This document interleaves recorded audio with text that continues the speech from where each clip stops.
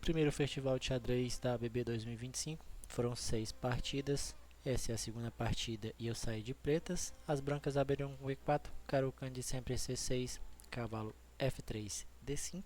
E aqui ele já tem algumas ideias. Aqui ele pode jogar um cavalo C3. Essa abertura é conhecida como ataque dos dois cavalos. Se eu tomar em E4 ele vai retomar de cavalo. Aqui eu posso tentar até transpor para um tartacaia com cavalo F6, que se ele tomar eu tomo com peão de E. Mas aqui ele também pode jogar um cavalo G3, onde eu vou jogar H5 ameaçando H4. Mas aqui também ele pode jogar uma abertura chamada Briar com D3. É uma abertura bem chata de lidar com ela. Ela tem um truquezinho, uma armadilha bem chatinha, que se eu tomar em E4, ele vai com o cavalo para G5, ameaçando tomar o peão de cavalo. Mas aí se eu vou tomar o peão de D3, ele vai tomar de bispo. Aqui construindo uma armadilha, né? Porque a 6 aqui é um lance que perde a partida no ato, porque ele vai sacrificar o cavalo em F7. Depois que o rei tomar, ele tem já ameaças de mate aqui com dama H5. Uma linha de mate bem legal aqui é o rei subindo, aí ele vai dar cheque em G6, único lance rei E5. Agora ele pode sacrificar o bispo em F4. Se eu tomar, é mate com dama G3.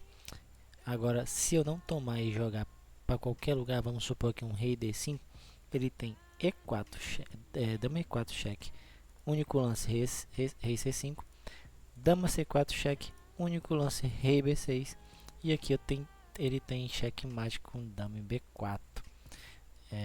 Muito interessante, é uma abertura bem chata de lidar, mas ela é muito parecida com o Gambito Tennyson. Gambito Tennyson seria numa abertura escandinava. Depois de D5, cavalo F3 já é considerado o Gambito Tennyson. Ele tomando E4, cavalo G5 ameaçando o peão. Aqui ele joga cavalo F6 defendendo D3. Aqui essa é considerada uma posição ruim para o Gambito Tennyson por causa do lance bispo G4. Aqui as brancas já estão numa posição bem pior.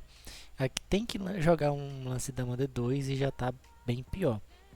Então, lembrando dessa ideia, se ele jogar aqui, se ele jogar esse Briar com essa ideia de tentar fazer a armadilha, ao invés de tomar em D3 aqui, eu vou jogar cavalo F6 defendendo o peão. E agora eu estou ameaçando jogar um bispo lá em G4 com a ameaça da dama, né? Se ele tomar o peão, eu vou tomar a dama, ele já perde o direito do roque. Se ele tomar o peão, eu vou tomar o cavalo, porque de novo eu vou tomar a dama dele e aqui ele já perde o direito do roque. E aqui, muitas das vezes, aqui o melhor lance vai ser justamente perdendo o roque, né? Porque se ele fazer qualquer outro lance aqui, vamos supor aqui que ele faz um cavalo C3 tentando tomar o peão, atacar o peão duas vezes, bispo G4 já chega com uma posição bem melhor. Outra ideia também, ele pode simplesmente escolher se ele quer jogar aqui um E5 e jogar posições do avanço, né? Eu vou jogar ou eu posso jogar um C5, eu posso jogar um bispo G4, aí ele pode jogar C3, D4, ou ele pode jogar um D4 direto. Muitas das vezes quando chega nessa posição e eu jogo C5 aqui, eu sempre vejo um D4, de vez em quando eu vejo um C3 e depois D4, e a gente entra em posições similares similares não, né? Iguais às posições do avanço. Então, mas aqui ele também pode ir para transpor para uma Caro-Kann das trocas, que foi exatamente o que ele fez. Trocou tudo em D5, depois jogou D4, bispo G4, cravando o cavalo. Eu quero jogar E6 e eu não quero prender o meu bispo aqui dentro da cadeia de peões, então eu gosto sempre de jogar ele em G4, cravando o cavalo, e toda vez que eu encontrar o lance A3, eu vou tomar o cavalo. Ele joga bispo E2, escravando o cavalo, cavalo C6 atacando o centro. Aqui muito comum defender com C3, mas ele veio com esse bispo E3. Eu achei um lance bem estranho, mas eu não entendi muito bem como que eu puniria esse lance. Então joguei E6, segui o meu plano, roque. Aqui aconteceu uma coisa bem interessante. Quando ele foi rocar, ele tocou na torre primeiro, então ele jogou a torre aqui, depois o rei aqui. Como no xadrez peça tocada, peça mexida, eu poderia ter pausado o relógio e reclamado com o árbitro que ele tinha tocado na torre, porque aí agora ele teria que fazer um lance de torre. E aí ele perderia o roque curto. Só que aí eu peguei e deixei passar. Falei, não, tanto faz. Vamos jogar o joguinho de boa.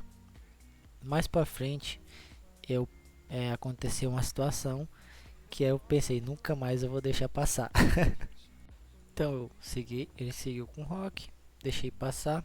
Joguei bispo D6, é bem comum na Caro-Kann das trocas esse bispo, ele pertence lá na casa de D6, tanto evitando o bispo F4, como aqui já na cara do rei dele, ameaçando aqui, tá numa diagonal muito forte, né, porque tá ameaçando brincadeirinhas aqui na cara do rei. Ele ataca o bispo, eu sempre que eu encontro esse H3, eu sempre troco meu bispo pelo cavalo. E aí depois cavalo E7. Eu tô gostando de usar essa formação na Caro-Kann das trocas, que é o cavalo em E7, o outro em C6 e o bispo em D6. Ele joga o cavalo D2, roque, torre C1, que ele está preparando C4. Eu vi que ele estava preparando C4, mas quando ele jogar C4, o peão de D4 fica fraco. Então eu jogo o cavalo em F5, que a minha maneira de jogar contra C4 é tomando o peão do centro. Então seguiu a ideia, C4 tomei no centro. Aqui eu estava esperando ele tomar de bispo, eu ia tomar de cavalo com tempo no bispo dele. Porém, ele surpreendeu quando ele jogou o peão tomando em D5. Eu não estava esperando esse lance. Eu nem sabia que esse lance existia. Então, quando ele tomou aqui, eu fiquei muito curioso. O que ele está ameaçando?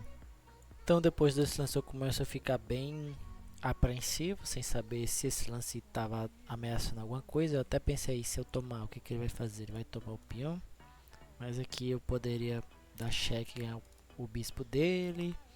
Não estava vendo nada demais, ele poderia pegar o cavalo, mas eu pegaria o bispo com o tempo em B2. Não estava vendo nada demais, então eu decidi aproveitar aqui para pegar os bispos dele, né? Porque como eu tô sem o par de bispo e ele tem o par de bispo, então eu posso trocar meus cavalos pelos bispos. E quando a posição ficar aberta, eu tenho um bispo contra o cavalo. E em posições abertas um bispo é melhor. E ainda mais levando em consideração aqui que as casas pretas dele, aqui onde o rei dele está escondido, tá fraca, né? Então eu já tenho algumas ideias no futuro. Então eu comecei a tomar os bispos dele, ele pegou de torre aqui, depois eu tomei em D5 e aqui ele avançou o peão. Eu achei bem estranho porque ele está liberando aqui mais fraqueza nas casas pretas contra um bispo de casas pretas. Então eu tomei, ele tomou de cavalo, dama B6, cheque, com tempo no rei para poder trazer aqui a torre para D8 e alinhar ela na cara da dama. Então aqui, a princípio eu pensei, ele tem que mexer o rei, a dama, e eu vou jogar aqui meu bispo em B8, e esse bispo vai ficar monstro aqui nessa diagonal, já cortando aqui algumas casas de fuga do rei. Só que quando ele jogou a dama dele em C2, esse lance entrou na minha mente. Aí eu falei, e agora? Eu tenho esse lance dama torre C8. Eu sei que ele pode sacrificar a dama pelas duas torres com cheque. Eu vou ter, não vai ser mate porque eu tenho bispo F8. Mas e agora? Compensa? Será que ele vai fazer isso? Porque como eu acabei subestimando ele por eu ter jogado com ele alguns amistosos e ele ia ter ganhado todos. Eu percebi que ele não conseguia ver alguns lances. Eu subestimei que ele ia ver a troca da dama pelas duas torres. Mas mesmo que ele visse a troca da dama pelas duas torres, eu ainda subestimei que ele saberia como converter a posição. Então na minha cabeça eu pensei, eu vou jogar minha torre em C8, porque mesmo que ele troque a dama pelas duas torres, eu vou ter tempo de jogar G6, rei G7. Mas só que quando chegou nessa posição ele me surpreendeu com esse lance cavalo em C5. Esse cavalo em C5 aqui, aí eu comecei a ficar com medo. Eu falei, nossa, não devia ter subestimado ele. Eu devia ter jogado o melhor lance da posição, que era bispo B8, e mantido esse bispo muito monstro aqui nessa diagonal. Agora eu tô perdido, eu não sei o que fazer. Ele vai tomar esse meu bispo em qualquer momento. Ele tá ameaçando aqui a dama, o cavalo em D2.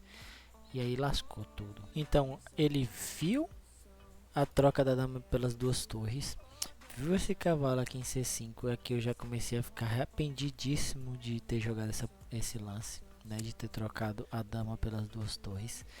Aqui ele não, o lance cavalo C5 um lance ruim, porque ele tinha um lance muito melhor, né? Mas o lance é bem, se der essa posição aqui para uma pessoa e falar que é um puzzle e que tem aqui as brancas jogam em ganho, aqui aí dá para encontrar qual é o lance, mas numa partida é muito complicado achar esse lance, né?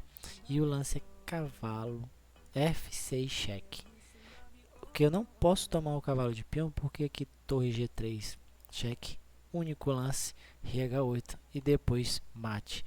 Então aqui eu teria que entregar a dama. E aqui eu já estava numa posição muito perdida, né? Uma torre para uma dama, meus peões estão fracos. Aqui agora ele só vai começar a tomar os peões e avançar, e não tem nada que eu possa fazer. Mas como ele é humano, ele jogou o cavalo C5, que é um lance muito forte também. Está ameaçando D2 e é muito difícil de parar esse lance, porque ele não só está ameaçando D2, humanamente ele está ameaçando D2, mas aqui ele também está ameaçando E6. E6 chega muito forte. Aqui eu joguei dama B5, o que já cai no lance cavalo E6. Se eu tomar o cavalo, eu tomo mate 1, então eu não posso tomar o cavalo, e ao mesmo tempo ele está ameaçando tomar o bispo, então eu tenho que jogar aqui um G6, um H6, o que for, para liberar uma casa de fuga para o rei, perder o bispo com cheque. Então aqui ele já está completamente ganho. Mas só que depois de dama B5 ele não viu, né, o cavalo E6, e foi para um lance mais humano, que é o torre B3 atacando a dama. Só que com esse lance ele me dá a chance de defender. Só que o problema é que eu tenho que achar os lances, né? Que eu fui pro lance mais humano, dama E2, criando uma armadilha. Como eu sei que ele quer jogar esse cavalo em D2, né? Ameaçando tomar o bispo, ameaçando um tipo de mate e tudo mais. Eu vou ter que jogar G6, ele vai pegar o bispo e tudo mais. Então eu jogo aqui a minha dama em E2. Caso ele jogue o cavalo D2, ele cai num garfo, perdendo o cavalo. Então aqui eu já armo essa armadilha. Porém, o melhor lance é jogar dama F1, depois de RH2 forçado. Aí eu tenho dama F5. Eu tô atacando tanto a torre quanto o cavalo, né? Eu tô dando um garfo aqui. Então, uma peça vai cair. Então, como eu já tô com uma dama contra duas torres, e duas torres é melhor do que uma dama, eu tenho que tirar esse cavalo do jogo, eu tenho que tomar o cavalo, depois eu vou ter tempo de jogar G6, rei G7 e jogar com o bispo também, e assim eu vou ter uma dama e um bispo contra duas torres e eu já vou estar bem melhor. Mas eu não vi essa sequência de lances, eu fui para a ideia mais lógica que eu achei, que foi criar essa armadilha. Eu tô subestimando ele o jogo todinho. Tô achando que com dama E2 ele vai jogar o cavalo lá em D2 e ele vai jogar o cavalo em D7 e vai perder o cavalo. Mas só que aqui ele foi para outro lance, ele foi para torre tomando em B7, que é o melhor lance da posição. E aqui eu já comecei a ficar, meu Deus, por que eu fui subestimar esse cara? Ele tá achando uns lances que eu não tô sabendo como responder. Então aqui eu jogo A5, um lance de espera. Ele tem o cavalo em D7 agora, porque agora o cavalo vai estar defendido, né? Justamente por isso que eu tô apavorado. Porque, pô, eu achava que eu tava ganhando o cavalo, que ele não podia mais jogar o cavalo lá em D7, mas agora ele pode, porque a torre dele tá defendendo. Então eu não queria perder, como eu vou perder o bispo de qualquer maneira, então eu salvei pelo menos o peão, né? Porque eu não quero deixar esses dois peões passados e conectados. Então jogar 5, porque depois que ele jogar o cavalo D7 agora sim eu vou jogar G6. Porque depois que ele pegar o bispo ele tem um rei G7, meu rei tá de boa, tá seguro. E eu não perdi esse peão. O bispo eu já aceitei que eu ia perder de qualquer maneira.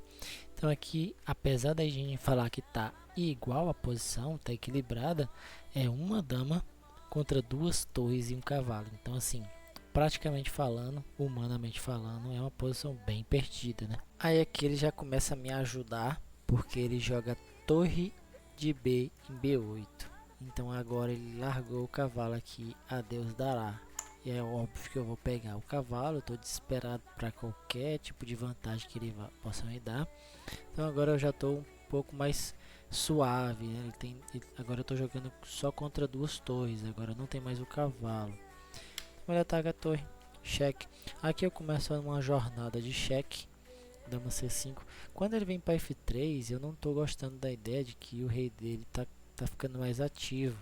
Então eu jogo F3. Mesmo que ele desse o cheque, eu tô com a ideia de trazer o rei também, deixar o meu rei mais ativo, mais perto do rei dele, ameaçando algumas palhaçadinhas. Então ele joga a torre de B em D8, dobra as torres aqui. Uma boa forma de jogar com as torres contra a dama é sempre deixá-las conectadas. Então aqui eu também estava fazendo uma armadilha, né, que caso ele fosse ganancioso e viesse atrás do peão, ele perdia a torre com dama D6, com dama C6, mas ele foi esperto, jogou sólido, trouxe a torre dele para D8, tudo certo, conectou bonitinho. Então aqui eu vou começar a procurar peões. Eu não consigo jogar com essa dama contra as duas torres quando elas estão conectadas.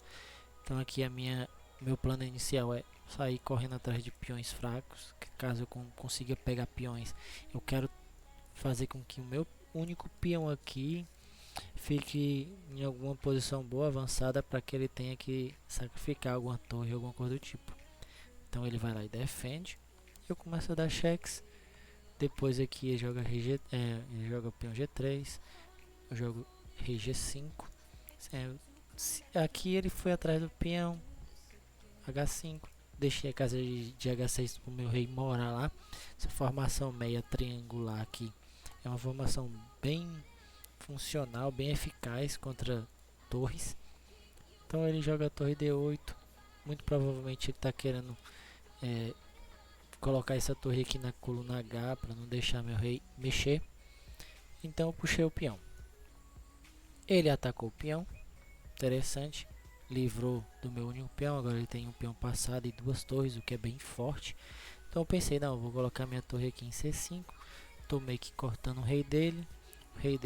Se o rei dele começar a vir para cá, eu vou ter vários cheques. Que foi exatamente o que ele fez. Ele começou a trazer o rei e eu comecei a dar vários cheques. Quando ele chegou com o rei em F3, aqui eu vi uma oportunidade de colocar minha dama lá na última fileira, na primeira fileira no caso, né, que ele tá de brancas, para que eu fique dando cheque, porque agora eu tô querendo um empate, né, visto que ele tem duas torres contra uma dama, que é melhor, e ainda tem um peão passado. Eu já tô começando a ficar com medo de muitas coisas aqui, de que ele promova esse peão, vire uma dama, e aí acaba meu jogo. Ele tem muitas ideias, muito mais do que eu. Porque a única peça que eu tenho jogando aqui é uma dama. Então aqui eu já estou aceitando o empate. Estou colocando minha dama na primeira fileira aqui para ficar achando algum tipo de perpétuo. Então ele dá cheque, meu rei volta. Que se ele viesse com a torre H1 não funciona, porque meu rei vem para G7. Que ele tem que mover o rei, se ele mover a torre, né? Se ele colocar a torre D8 não funciona também, porque da mesma forma eu vou ter vários cheques, já que a torre dele saiu de perto do rei. Então aqui ele joga a torre de 2 em D6. Já está aqui com algumas ideias. Então eu começo a dar cheque. Começa a dar cheque e aí ele faz esse lance. Esse lance me soou bastante estranho. Justamente porque eu tenho dama F2. Que agora o único lance que ele tem aqui é quase que um lance forçado, né? Um lance forçado aqui. É o único lance da posição, na verdade, que é o rei E5. E a ideia é que quando ele fosse com rei E5, agora o peão lá em G3 cai, com cheque. E se ele fosse para F6, eu ganharia o outro peão, e aqui eu já estava completamente ganho. Porque agora eu tenho aqui peão passado, e o pior de tudo é que eu não estou ganho, porque ele tem rei F7. Agora meu rei está cortado. E agora ele está ameaçando alguns temas de mate. Porque agora o meu peão lá em G6 ele está cravado. Então ele está ameaçando tomar o peão. E depois, se eu vamos supor que eu faço um lance qualquer, ele vai tomar em G6 com cheque. Depois do único lance rei forçado aqui para H7, ele tem torre H7 cheque. Único lance rei H6. E aqui ele tem mate. Então não funcionaria caso ele entrasse aqui em F6 na minha cabeça, ia funcionar e eu ia estar completamente ganho, porque eu ia pegar esse peão com cheque. Mas ele não viu, e eu também estava pensando que se ele viesse aqui para E6, eu poderia pegar o peão dele com cheque. Mas quando eu deixo esse cheque aqui, com a dama lá em G3, ele moveu com a torre. Aí aqui já foi diferente. Ele tinha feito um lance irregular no começo, na hora que ele foi fazer o rock.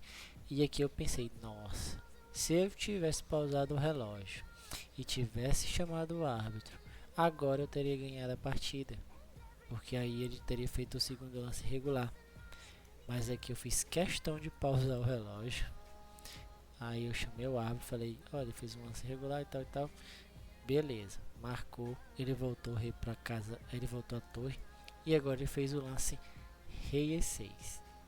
Quando ele fez o lance rei E6, eu tomei lá em B3 com cheque. E de novo ele fez outro lance irregular. O árbitro estava assistindo a partida. Era a última partida que estava rolando. Até que eu apontei, pausei o relógio, apontei, o árbitro concluiu a partida, me deu ponto. Ganhei porque ele fez 2 lances irregulares.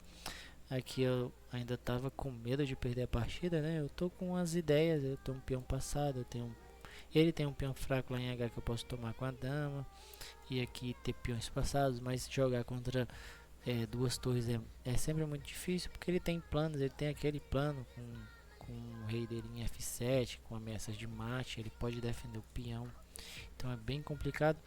Muito provavelmente seria uma partida muito difícil de jogar, mesmo estando com uma dama contra 2 torres e ele sem peões.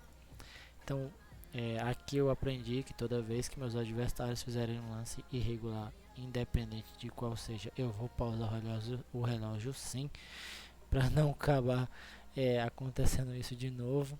Eu fiquei bem apreensivo, com muito medo de perder essa partida. Então aqui dei a sorte dele ter feito um lance irregular.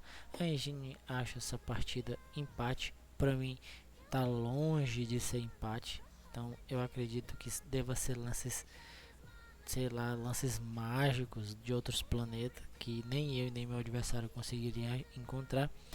E eu também aprendi que nessa partida aqui eu não devo de forma alguma subestimar meus adversários, né? Eu devia ter pego meu bispinho de boa, colocado ele lá em B8 e ter jogado uma partida numa posição bem melhor.